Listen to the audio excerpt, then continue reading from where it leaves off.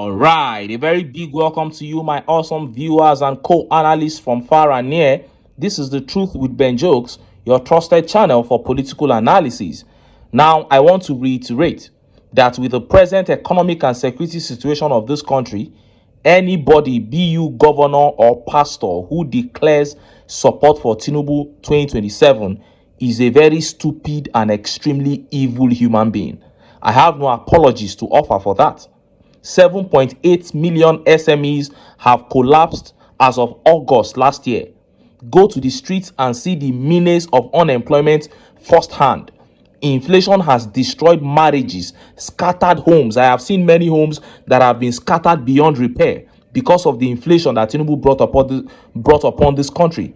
Our doctors are fleeing this country daily as a result of the policies of a man who doesn't use our hospitals here. The number of out-of-school children keeps rising daily, not to mention insecurity. Then a PDP governor throws support for Tinubu for 2027 because Tinubu increased the allocations of governors. And you say that governor isn't stupid? He is worse than stupid. He is wicked and heartless. You are backing him because he increased your own allocation. So the citizens should all die because they increased governors' allocations. What do citizens gain from governors? And to those mentally enslaved Nigerians defending their criminal governors, emancipate yourselves from mental slavery because no one else will help you. And few hours ago, the chief of defense staff, while trying to defend the army for the recent resurgence of Boko Haram, put the whole blame on the failure of Tinubu, and he said it right to his face in a closed-door meeting. And just as Nigerians were yet reacting to that tragic update from the APC camp began making the rounds. 2 APC chiefs were killed in the southwest last month.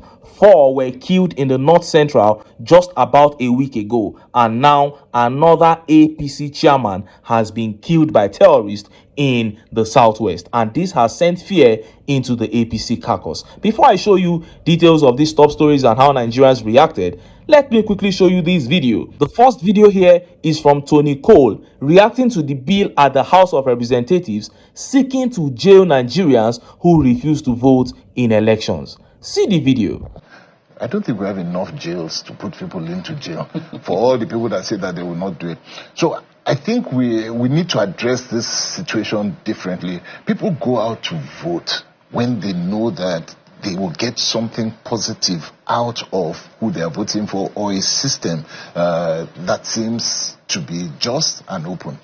So as politicians, we need to be able to encourage people to come out to vote because they believe that they are...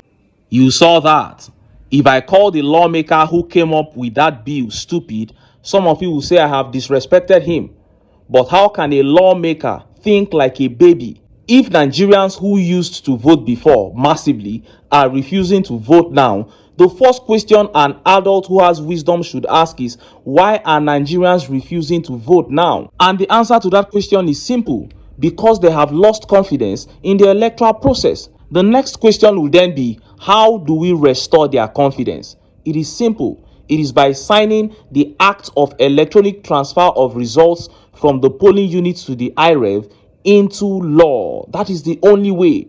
Even Professor Mahmood Yakubu, INEC chairman, said in 2022, before he sold out his integrity, that there was no going back on the electronic transfer because it was the only way to restore voter confidence. That was what he said. So a lawmaker who is not stupid should be pushing for the Electronic Transfer of Results Act to be made a law in Nigeria, not jailing Nigerians who refuse to vote. But when we call them names that suit what they are doing, it will appear as if we are not respectful. No, it is not so. We are only describing their acts, and we are absolutely correct. Next video here is from the Minister of Power. We already talked about this, but for the avoidance of doubt, I want you to hear him say it in this video. Take a look.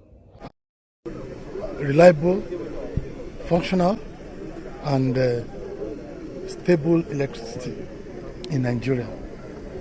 On an annual basis, we need to spend nothing less than $10 billion annually for the next 10 to 20 years for us to achieve it. But it goes beyond spending money. I read out a couple of foundational bottlenecks and obstacles that we have experienced in the power sector, which have to be fixed for the spending of this money to have meaning, for it to have the kind of positive consequence that we envisage. You've heard that. $10 billion annually is what we need to make power stable in Nigeria, according to the Minister of Power. This same man said this months ago. FG to spend 8 billion naira on orientating Nigerians on payment of electricity bills. 8 billion naira to tell people to pay electricity bills, NEPA bills, something that they've been paying before they gave birth to this man, Adelabu. So what do you think is the best way, the best word that describes this Minister of Power? Some weeks ago, he came up and said that Nigeria would learn power generation and distribution from Egypt just because Peter Obi said that 3 years ago. And some Nigerians came out and they were praising him that, this man is now about to take the right path. I said it here. I said he just said it for people to be excited. He is never going to do that, because to learn power generation and distribution is not easy. You need to put in that work, and these people are not ready to work. All they want is just money to loot. What a shame. Now, let us look at the top stories. First is that story from Chief of Defense Staff. He looked Tinubu in the eye during their closed-door meeting and blamed his failure to secure the borders as the reason for the recent resurgence of terrorist attacks in Nigeria. And next is that update on the tragedy, another tragedy that hit the APC camp. APC has lost 6 leaders in the last 40 days. And hours ago, another APC chairman was killed by terrorists in the southwest. Let's start by taking that update from the Chief of Defense Staff. Look at how the papers reported it. CDS Musa links rising security threats to instability in the Sahel region and Nigeria's weak border control systems. Chief of Defense Staff Christopher Musa has stated that terrorist attacks across Nigeria have intensified as a result of escalating insurgent activities in the Sahel region and the country's porous borders. Musa made these remarks on Friday following a high-level security meeting with Bola Tinubu, the nation's security chiefs, and the Inspector General of Police at the State House, Abuja.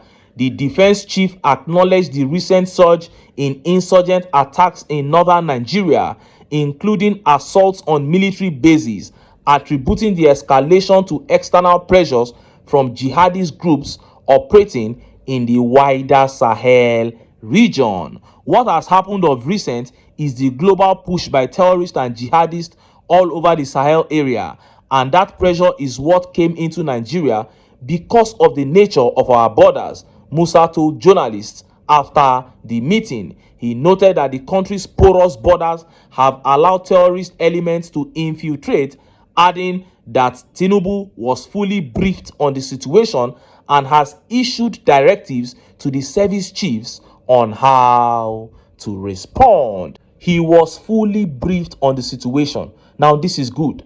For the first time, they didn't go there to sing on your mandate we shall stand.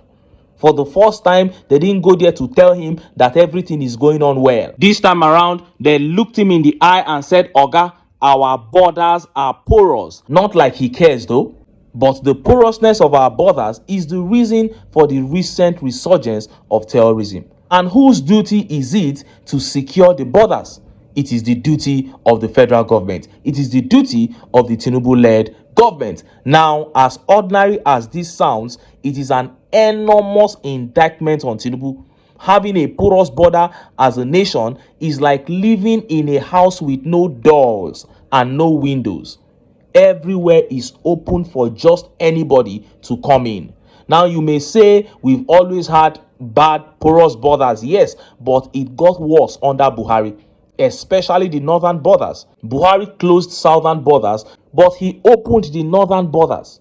Let them wide open for Fulanis to infiltrate however they like. There was a report that came out. They said they were shipping Fulanis in lorries and dumping them in Nigeria at the end of every week under Buhari, that it happened throughout his tenure. You can imagine that. And then Tinubu came in and continued from where Buhari stopped, just as he promised. Note that in this report, they never said that Tinubu gave his word on closing or securing the porous borders. He never gave his words, meaning he's going to continue to leave them open the same way Buhari left them open. Only God knows if it is APC that will eventually sink Nigeria, or it is Nigeria that will sink APC. And just as Nigerians were yet reacting to that update on the death of that APC chairman began making the rounds.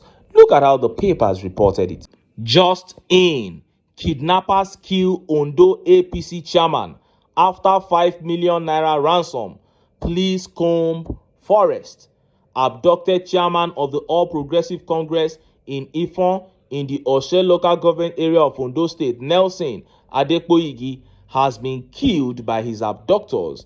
Recall that Mr. Adepoigi, who is the chairman of the APC at Ward 5 in Ifon, was kidnapped on Monday around 11 p.m. at the entrance of his house on the Ifon-Owo Road. His abductors initially demanded a ransom of 100 million naira to release him, but it was negotiated by his family to 5 million naira. In a twist, two ransom bearers identified as Bayode Loko and Ishemiri were detained by the bandits on Wednesday. The gunmen, however, made a fresh demand of 30 million naira to release the three captives, including Mr. Adepoigi. But on Sunday, the chairman of Ose local government, Clement Kolakpo Ojo, confirmed the killing of the APC local chairman in kidnappers. Then, in a statement by his spokesman Oluwaseun Oguni, Mr. Ojo said Mr. Adepoigi was killed by his captors while the two ransom bearers were released to deliver news of his death. He said, "While we are grateful that the two volunteers have now regained their freedom, it is deeply saddening and utterly painful that the life of Mr. Nelson Adepoigi was brutally cut short by his captors.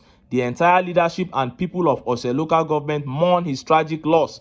We extend our heartfelt condolences to the family, friends, and political associates of the deceased." The council boss lamented the rising insecurity in the area following the tragic death of the APC chairman. Mr. Ojo highlighted the dedication of the late Mr. Adepoigi to the party's progress and the grassroots community, noting that he would be remembered and honored. He stated, "We are now at a critical juncture where security challenges have become a serious threat to the safety and freedom of our people. Only a few days before this incident, another resident narrowly escaped being kidnapped while parking his motorcycle. This pattern of brazen abductions, even at the gates of people's homes, confirmed that insecurity has taken a dangerous and intolerable dimension." Contacted the State Commissioner of Police, Wilfred Afolabi, told People's Gazette that the tactical team of the police command was currently combing the bush in Ifon to ascertain the veracity of the chairman's death. What a disaster. Speaking there, the council chairman said they now follow people to their doorsteps to kidnap them. And they said this man, Adepoigi, who was killed, was very committed to the APC. I don't mean to mock him, but how can you be committed to the APC in today's Nigeria? Let us tell ourselves the truth. How can a person with a conscience be committed to the APC in today's Nigeria, especially under Tinubu? We were buying a bag of rice for 8,500 naira before the APC came upon this country as a plague. It moved to 32 under Buhari. Now it is 80 and above. And you say you are committed to the APC. We were buying spaghetti 120 naira under Jonathan. It moved to 550, 600 under Buhari. Now it is over 1,000 naira. Yet, Adepoigi, you say you are committed to APC. What has the APC done for Nigeria that you are committed to them? I don't mean to mock the deceased, but we need to stop this, Nigerians. Anybody who is watching this video, hearing my voice right now, this is your own warning. This is your last warning. This is the last warning being sent to you. You who is saying that you are supporting APC, maybe because of tribe or religion or for any reason, or you say it is my own opinion, we can choose any political affiliation we want. No, this is no longer about politics. We are fighting for the soul of this nation. APC have come to steal, to kill, and to destroy this nation. And Nigerians must not let it be. And look at how Nigerians reacted. Let's take some of the tweet reactions. This tweet here by Kashami says, I am sure, like many Nigerians, he too thought that the consequences of bad governance could not touch him until it did. Once again, my people, you cannot outmaneuver the consequences of bad governance, no matter who you are. We must, as a matter of life and death, remove this government in 2027. A new Nigeria is possible. Spread the message. Peter Obi 2027 unapologetically. I cannot apologize for this because this is the only thing that can save my nation. And Majek here says they will soon understand the plight of an average Nigerian with insecurity. That is it.